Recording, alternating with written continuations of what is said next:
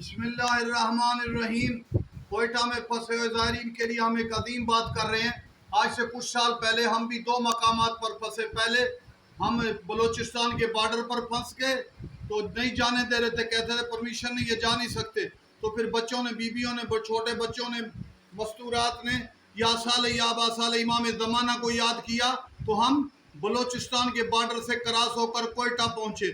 پھر کوئٹہ میں پرابلم ہوئی تو بہت پریشان تھے، کیسے نکلیں۔ کوئٹہ والوں، مہدی آقا کو یاد کرو، مشرقی دنیا اسی لیے برباد ہے، مٹ جاؤ گے، امام کو یاد کرو، مشکل حل ہو جائے گی۔ ہم نے پھر کوئٹہ میں یا سال یا با سال امام زمانہ کا ورد کیا۔ مومن آباد میں جو ورد کر رہے تھے کہ اچانک اعلان ہوا کہ بسیں تیار ہے، چلو، راستے کھل گئے۔